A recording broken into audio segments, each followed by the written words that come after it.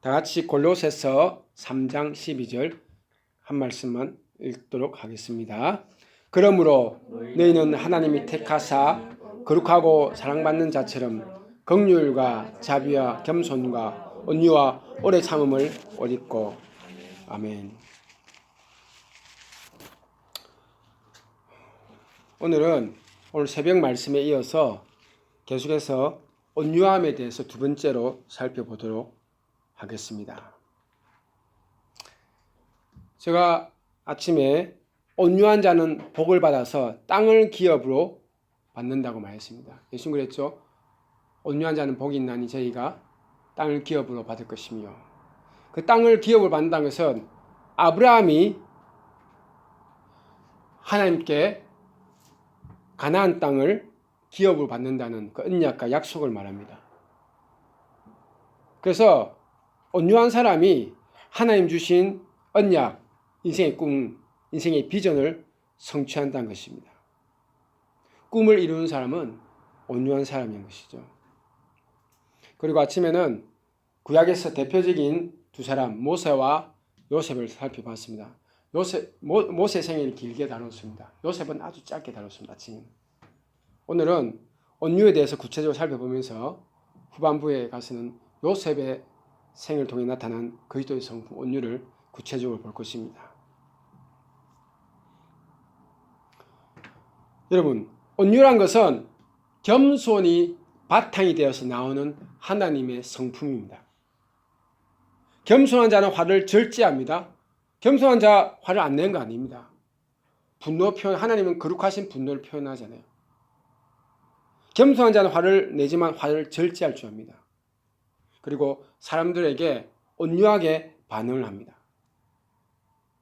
여러분, 오늘 어떻게 겸손하고 이 온유한 삶이 될 수 있겠습니까?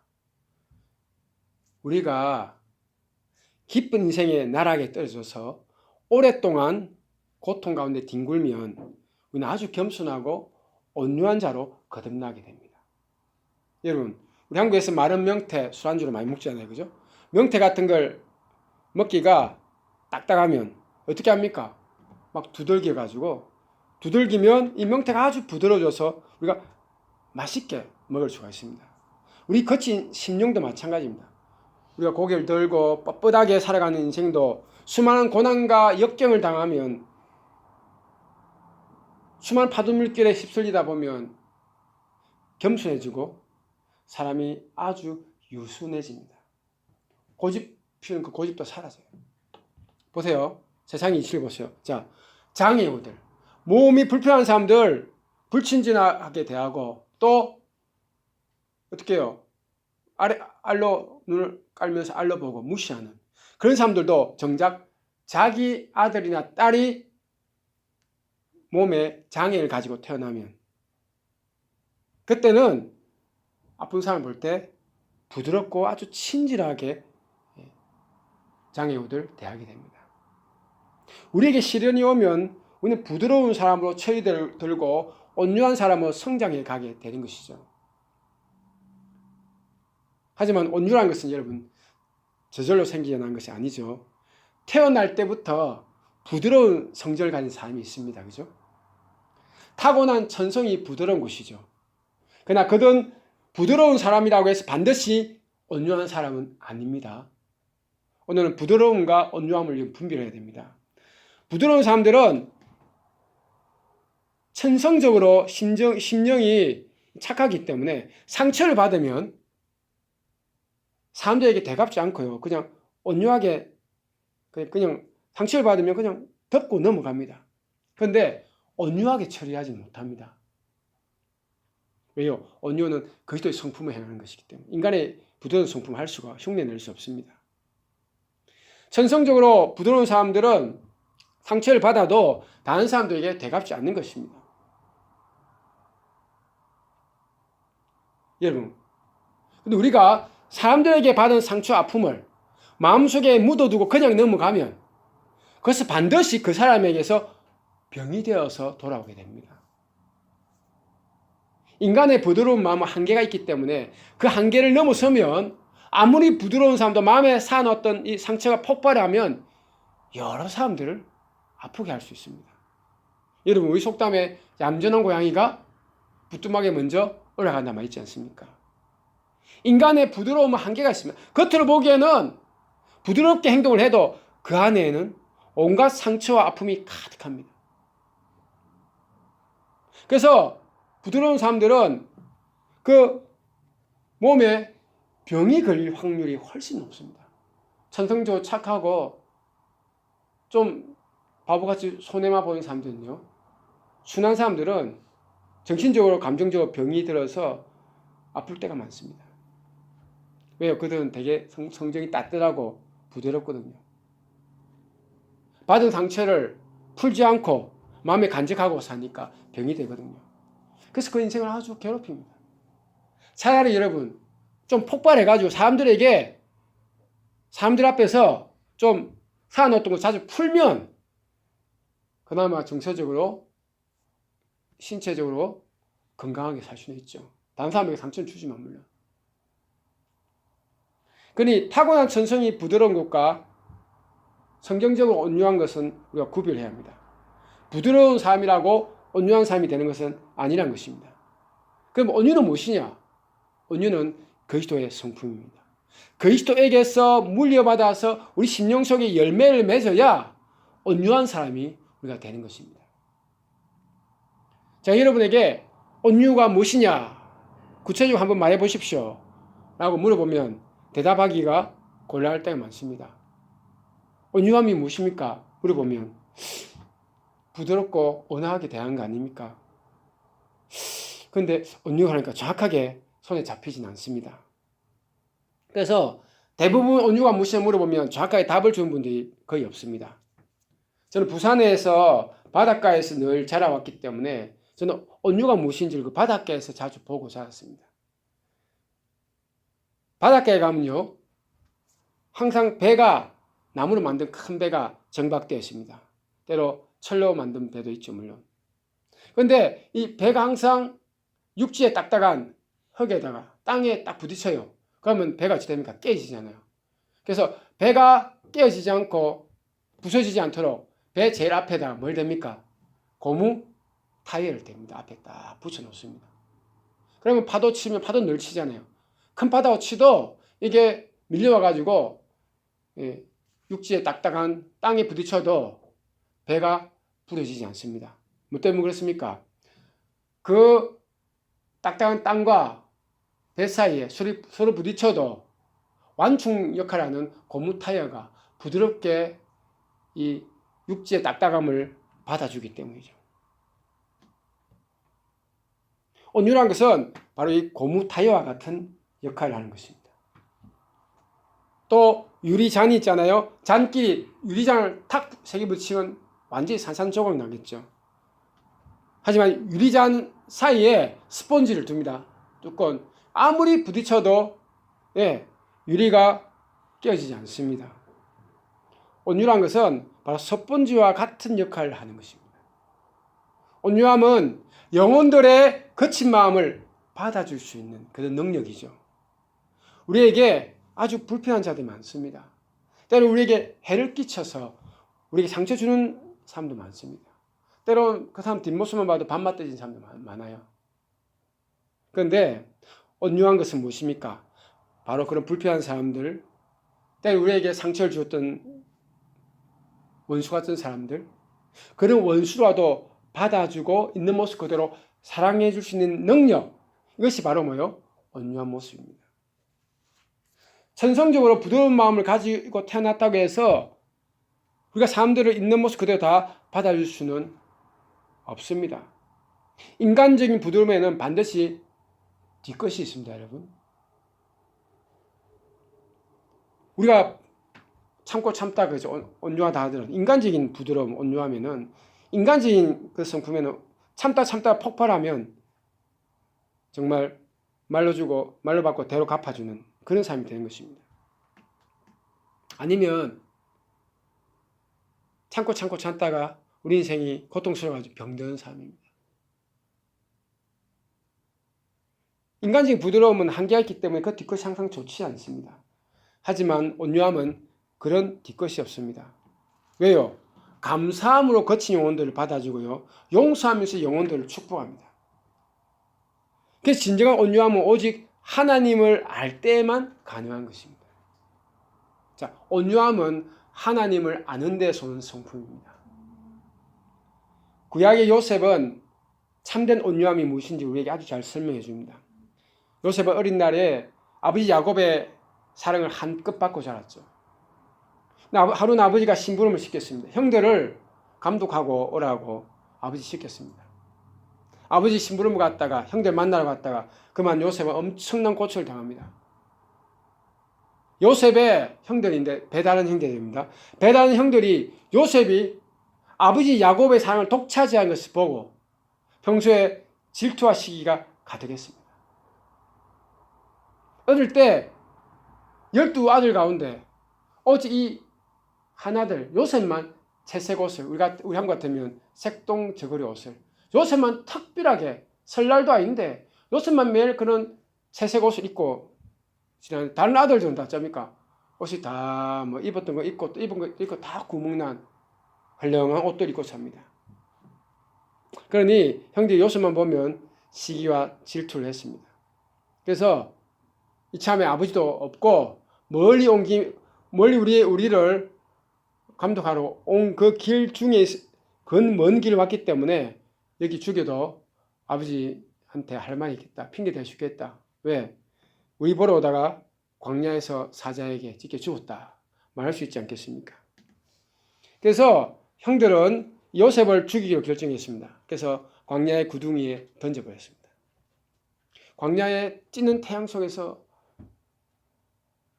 거기에 만약 물이 있었다면 빠져 죽었겠지. 마침 물이 없는 광야에 그나마 살아날 수 있었습니다.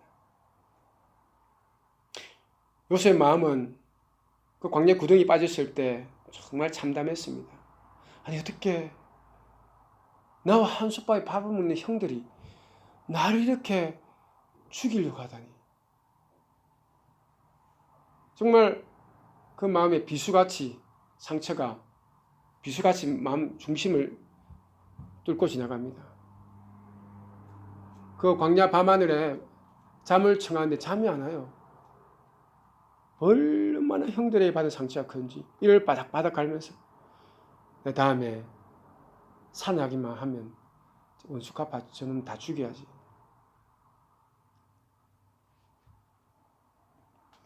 그런데 그 광야 구덩이에서 죽을 것 같은 요셉은 다행히 형들이 마음을 바꿔서 그를 살려주죠. 그리고 미디안 상인에게 팔아버립니다.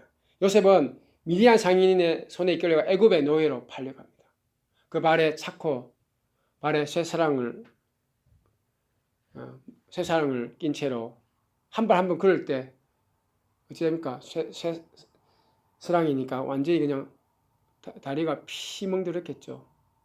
그 먼 길을 그 당시 신발 없으니까 맨발로 갔겠죠. 다리가 피가 상처 투성입니다.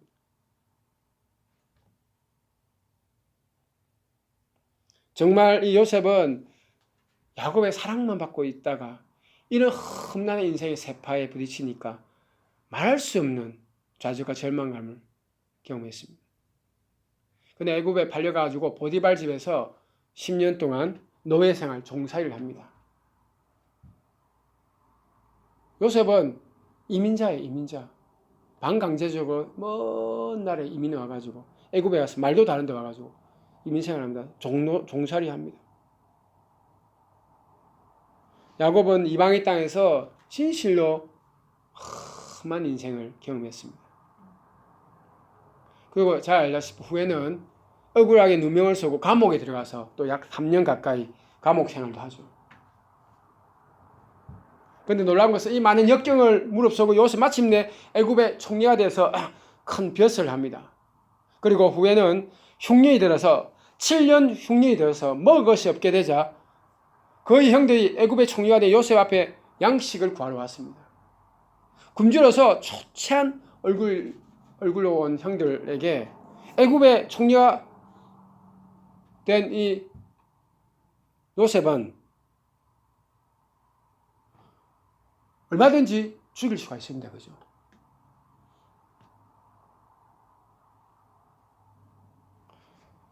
하지만 요셉은 꾹 참고 이 초췌한 형들에게, 굶주린 형들에게 자신이 애굽의 총리라는 사실을 알립니다. 그저 형들이 기겁을 합니다. 왜요? 자기가 죽이려고 했던, 광야 집에 던지고 종살 노예로 종으로 그냥 먼 이방에 팔아버렸던 그 동생이 지금 애굽의 총리가 되어 있습니다. 형들은 요셉이 어쩌면 자신을 죽이고 복수해서 자기를 감옥에 가두고 죽일 수도 있다는 큰 두려움에 빠졌습니다. 하지만 놀라운 것은요, 자신을 배신한 그 원수 같은 형들에게 요셉은 창세기 45장 7절과 8절에 이렇게 외칩니다. 하나님이 큰 구원으로 당신들의 생명을 보존하고 당신들의 후손을 이 세상에 두시려고 나를 당신들보다 먼저 이 애굽에 보내셨나니, 그런즉 나를 이 애굽 땅으로 보낸 이는 당신들이 아니요, 당신들의 배신 때문이 아니요, 당신들이 나를 팔아먹기 때문이 아니요, 하나님이시라. 하나님이 나를 바로에게 아버지로 삼으시고 그 온 집의 주로 삼으시며 애굽의 온 땅의 통치자로 삼으셨나이다. 여러분, 요셉은 자신을 애굽에 보낸 것이 형들의 배신 때문이 아니라고 합니다.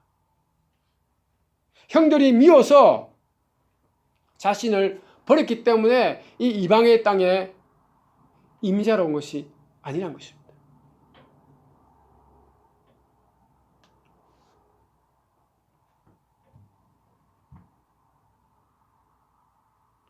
하나님이 요셉을 애굽에 보낸 이유는 큰 구원으로 요셉을 팔아먹은 이 배은망덕한 형들의 생명을 살리고, 또한 기근의 때에 그 자손들까지도 생명을 보존하고 살려두기 위해서 하나님 먼저 애굽에 요셉을 보냈다고 합니다. 여러분, 요셉의 마음속에는 자신을 배신하고 팔아먹은 형제에 대한 분노와 적개심이 조금도 없습니다. 우리 같으면 이를 바득바득 갈면서 성공한 이후에는 형들에게 복수를 하려고 하겠지만, 요셉과 같이 생명을 좌지우지할 수 있는 총리가 되면 형들을 당장 감옥에 가두고 또 죽일 수도 있습니다. 하지만 요셉에게는 그 어떤 복수심도 보이지 않습니다. 자기를 애굽 땅에 보낸 이는 형들의 배신이 아니라 하나님의 은혜임을 고백한 것입니다.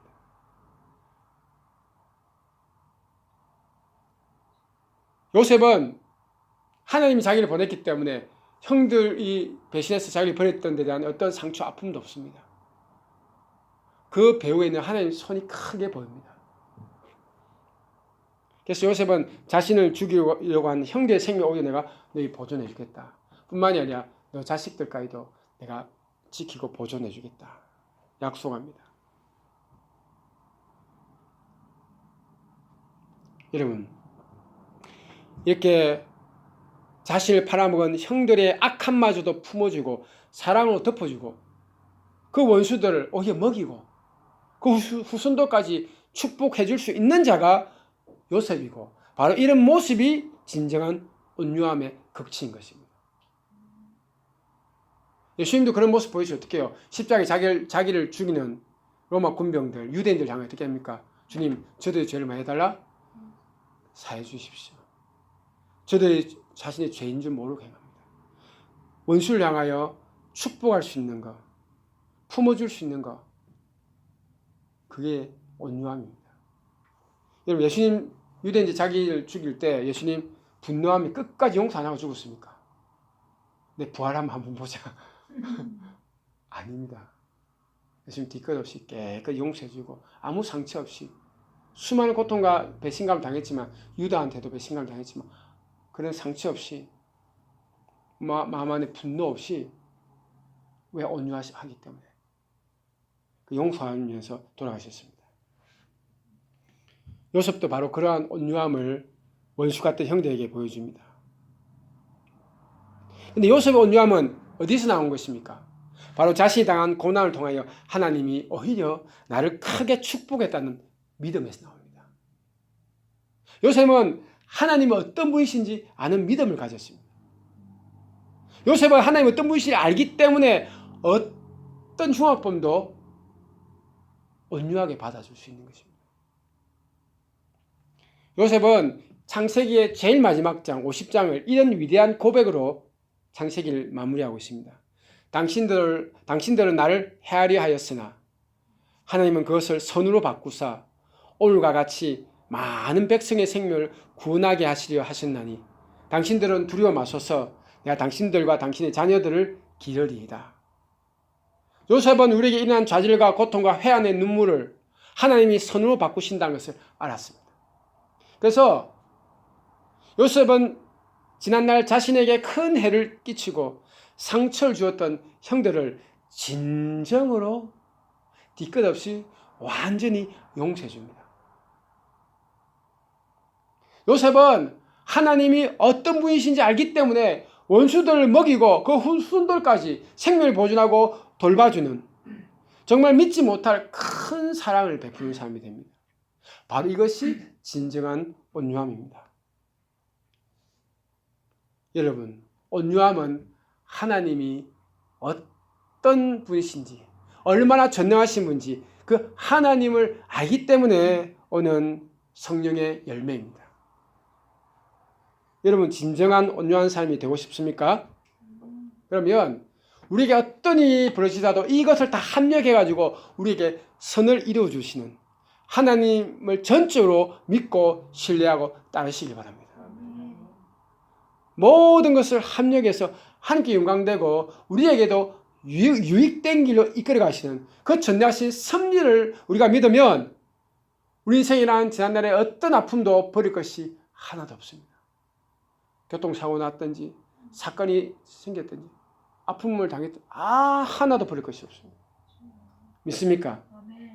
여러분, 교통사고 나면 어쩌겠습니까? 상처받겠죠. 또 혹시나 뺑소니 치면 어쩌겠습니까? 또 사랑하는 사람 죽으면 어쩌겠습니까? 상처받겠죠. 그러나 하나님 안에서 하나님을 신뢰하면 이것이 오히려 우리 삶에 복된 길을 이끌어간다는 믿음만 가지면 여러분, 어떤 사람도 용서하고 즐겁고 감사하게 살아갈 수 있습니다. 믿습니까? 즐겁고 늘 감사하게 살면 병도 떠납니다. 원망하지 않고 사람을 원망하지 않으면 병도 떠납니다. 저는 교통사고에 대해서 아주 감사할 게 많습니다. 제가 태어나게 된 것도 교통사고 때문에 태어났습니다. 아십니까? 우리 어머님이 우리 형님이 저하고 5살 차이 나는데 형님 놓고 이제 더 이상 아이를 안 놓으려고 했어요. 터울이 길죠. 저는 5살. 그 형님이 하루는 한 4-5살 때 지나가다가 교통사고 난 거예요. 그래서 저희 어머니 깜짝 놀라요. 하나밖에 없나 하는데 야, 잘못하다 죽으면 어찌 되겠나. 그래가지고 용기를 내가 저를 용기를 낳았다고. 그래서 저는 우리 형님한테 형님 교통사고 당한가? 할렐루야. 아니면 난 존재할 수 없어요. 빛을 볼 수 없어요. 우리 형님 어릴 때 당해서 지금은 전혀 이상 없이 건강하고 정상적으로 아무 문제 없지만 우리 형님 교통사고 당한 거 저는 할렐루야 박수 쳐야 됩니다. 안 그러면 저희 존재 자체가 태어날 수 없었기 때문에. 여러분에게 어떤 일이 일어날지라도 그것은 여러분에게 복된 길로 인도할 줄 믿습니다. 그러니 하나님을 아는 자만이 온유한 자가 될 수 있습니다. 하나님을 아는 자만이 내 좁은 마음을 넓히고 나에게 상처 주는 사람들까지도 품고 안아주고 있는 모습 그대로 사랑해주고 눈물로 닦아줄 수가 있습니다. 여러분, 하나님을 아는데 헌신하시길 바랍니다. 그러면 온유함은 자연스럽게 우리의 성품에 알알이 열매 맺게 될 줄로 믿습니다. 지금까지 우리는 어쩌면 하나님을 제대로 몰라서 지금까지 우리가 당한 거 많잖아요. 당한 사람들, 우리가 당했기 때문에 우리에게 고통을 주었던 사람들 꼴도 보기 싫어합니다. 그죠?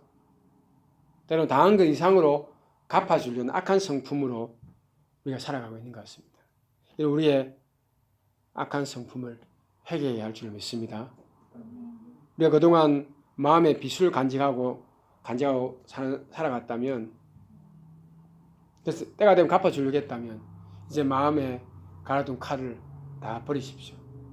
제가 오래전에 선교사 훈련시키는데 한 선교사 지망생은 세상에 밤에 자는데 베개 밑에 칼을 두고 자더라고요. 왜냐 물어봤더만 혹시 누군가 자기를 해칠까 싶어 두렵다고.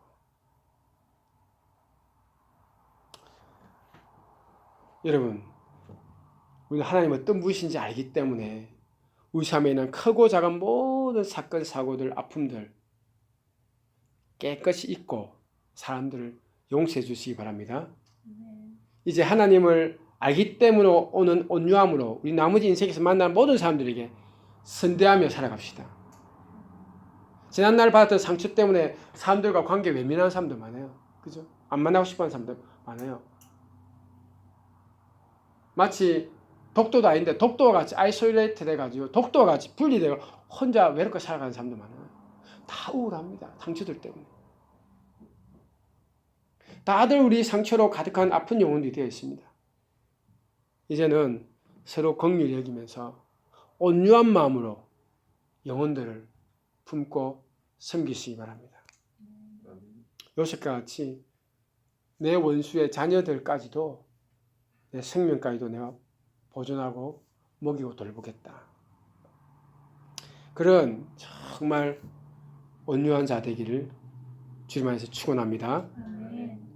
긍휼히 여기고 온유한 마음으로 영혼들 섬기고 살아가는 그런 우리가 되어야 할 것 같습니다. 기도하겠습니다. 제가 먼저 한번 기도하고 이어서 기도하겠습니다. 좋으신 하나님 감사합니다. 얼마나 우리 마음이 굳어 있고 또한 원수 갚는데 우리가 그리 빠른지요. 하나, 두 개, 세 개 받으면 값줄 6개, 7개, 10개를 대갚아줘야 마음이 시원한 자들입니다. 우리 타고난 본성이 이렇게 악하다는 것을 보게 됩니다. 그러나 주님 이제부터 이 모든 것을 합력해서 하나님께 영광되며 우리에게 유익된 길로 우리에게 영광의 길로 이끌어 가신 하나님을 믿음으로 어떤 사건, 사고, 문제가 닥쳐도 그 영혼들을 긍휼히 여긴 자 되게 도와주시고 온유함으로 그 영혼들 있는 모습 그대로 사랑해 줄 수 있는 그런 온유한 성품 열매 맺는 자 되게 도와주시옵소서. 그러기 위해서 우리가 하나님 알아가는데 더 깊이 헌신해야 합니다. 하나님을 아는 만큼 우리의 평안이 넘쳐나고 하나님을 아는 만큼 우리가 온유하게 영혼들을 정말 사랑으로 품어줄 수 있습니다. 주님, 모세가 이 땅에서 가장 온유함이 되어갔던 것 같이 또 요셉이 그 원수들까지도 다 먹이고 후손들까지도 먹이며 돌봤던 것 같이 주님, 이 땅에 어떤 험한 사람들도 우리가 사랑으로 돌볼 수 있는 그런 정말 바다같이 품이 넓은 그릇의 사람, 온유한 사람들에게 축복해 주시옵소서. 예수님의 이름으로 기도드렸습니다. 아멘.